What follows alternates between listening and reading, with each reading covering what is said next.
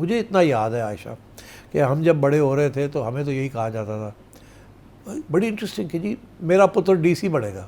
وہ بھائی D C کیوں، کمشنر کیوں نہیں؟ وہ نہیں جی نہیں، کمشنر تو بادشاہ تو ڈی سی ہوتا ہے. تو یہ ڈی سی ڈسٹرکٹ، یہ کلونیل سسٹم تھا نا. D C was a district magistrate also, district commissioner یہ بادشاہ تھا ڈسٹرکٹ کا.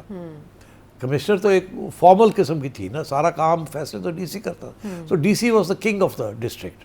تو اس لیے یہی سارے چاہتے تھے کہ ہمارے بیٹا بیٹی جو ہے وہاں جائیں. اب آپ نے دیکھا بڑی انٹرسٹنگ چیز ہے، بہت سے خواتین جو ہیں وہ they going into police service, اور بہت سے لوگ تھے وہ سی ایس ایس میں ڈسٹرکٹ مینجمنٹ گروپ کو اتنا نہیں، وہ کسٹم میں جانا چاہتا ہے، کوئی ادھر جانا چاہتا ہے، کوئی ادھر جانا چاہتا ہے. تو اس کی بھی وجہ ہے نا کہ زیادہ پیسے جو ہیں، کرپشن کی بھی تو وہ ایریاز ہیں نا جہاں دیر از مور اسکوپ فار کرپشن. اور پاور ہو اور پھر کرپشن نہ ہو، دیٹس انٹرسٹنگ ڈیولپمنٹ. تو میرا خیال ہے کہ اس قسم کی ریزنز بھی ہیں.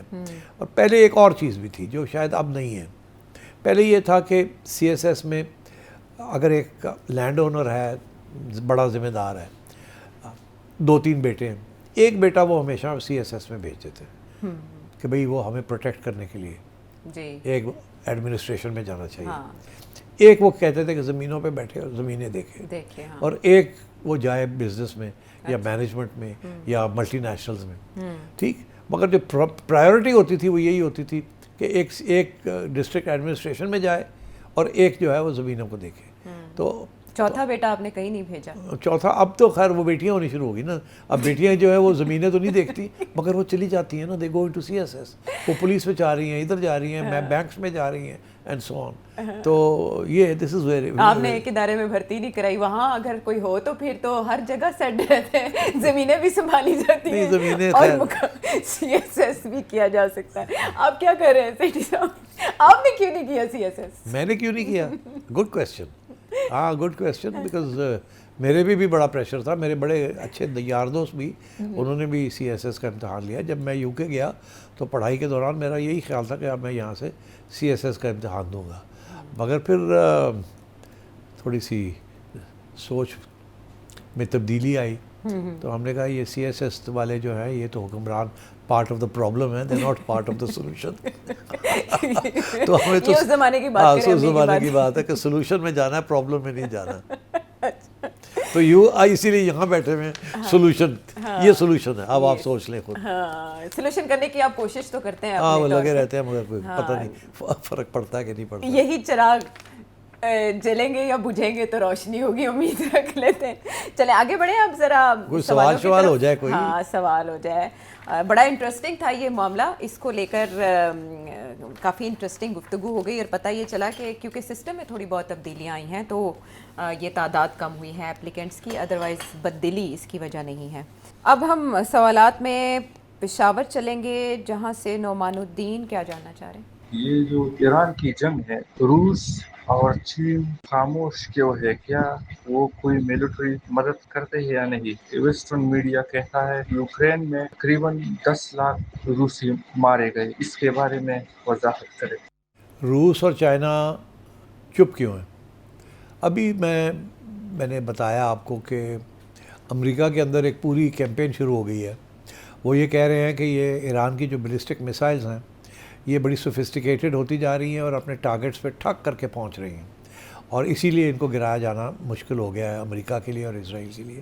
اور یہ جو انہوں نے اینٹی میسائل بیٹریز لگائی ہوئی ہیں اور نقصان ہونا شروع ہو گیا. تو وہ پوچھ رہے ہیں کہ یہ کیسے ہو گیا کہ اتنی ایکوریٹ ٹارگیٹنگ ایران کی میسائلز کیسے کر رہی ہیں. اور ان کا یہ جواب یہ ہے کہ وہ کہہ رہے ہیں کہ جی چائنا اور روس ان کی مدد کر رہے ہیں. امریکہ کا جو سسٹم ہے جس کے ذریعے ٹارگیٹنگ کی جاتی ہے وہ ہے G P S system, American satellites کا ہے. اور مگر وہ امریکہ ان کو سبوٹاج بھی کر سکتا ہے، امینڈ کر سکتا ہے کہ آپ کو پتہ لگے کہ آپ یہ ٹارگیٹ اگر ایکچولی وہ کہیں اور جا کے گرے. تو اس لیے ایران نے چائنا کی مدد لی ہے. چائنا کا بیدو سیٹلائٹ جو ہے وہ ان کو انفارمیشن دے رہا ہے، وہ ان کی ٹارگیٹنگ کر رہا ہے، اور اسی طریقے کے ساتھ رشیا بھی انٹیلیجنس ان کو دے رہا ہے. وہ بھی ان کے بھی سیٹلائٹس ہیں، they also know what's going on. تو بہت کلوز کوآرڈینیشن ہے مگر behind the scenes, because China اور رشیا اوپنلی نہیں کچھ کرنا چاہ رہے، بیکاز پھر ایک یہ ایران اور امریکہ کا ایشو نہیں، یہ بہت بڑا ایشو بن جائے گا.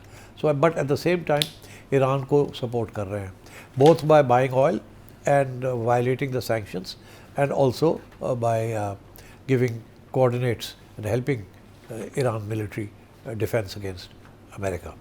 تو یہ سچویشن ہے.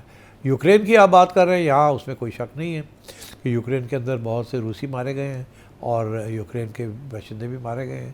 اٹس اے ویری بلڈی وار, اور ابھی کوئی لگتا نہیں ہے کہ یہ جلدی ختم ہوگا, اور روس کو بھی تکلیف ہو رہی ہے کیونکہ پہلے تو امریکہ کی طرف سے ویپنز آ رہے تھے, اب یورپ والے جو ہیں وہ پیسے خرچ کر رہے ہیں اور پراپ اپ کر رہے ہیں زیلنسکی کو.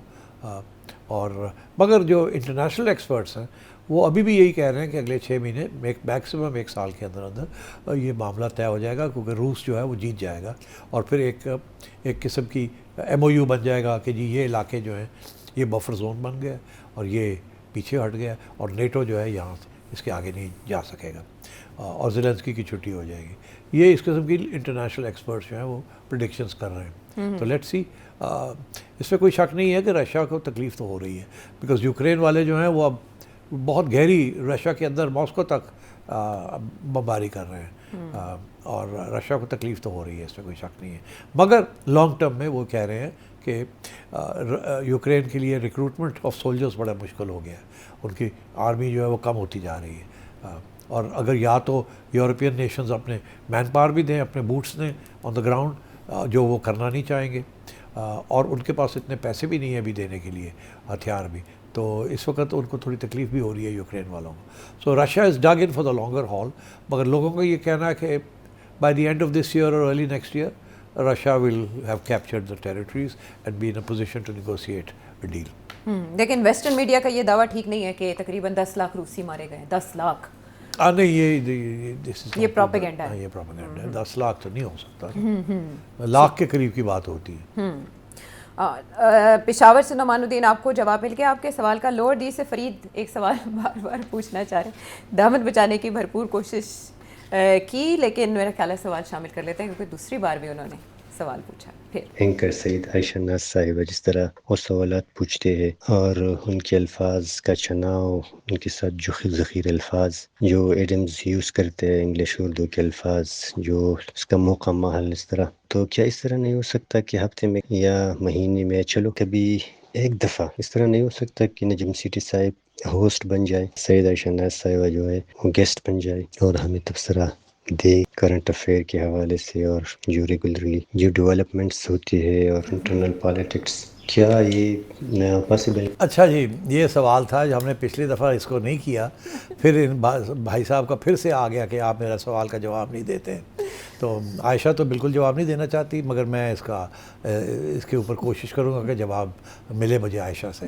اب بات یہ ہے جی کہ مجھے ایسے لگتا ہے کہ اس پروگرام میں مجھے لوگ دیکھنا چاہتے ہیں اور عائشہ کو سننا چاہتے ہیں. نہیں, اچھا مجھے دیکھنا چاہتے ہیں آپ کو نہیں, وہ مجھے ایسے ہی لگ رہا ہے. تو اب آپ نے کیونکہ حکم کیا ہے تو میں ابھی عائشہ سے کہتا ہوں کہ اٹھو بھائی, ادھر آ کے بیٹھو اور میں وہاں جا کے بیٹھو, اٹھو.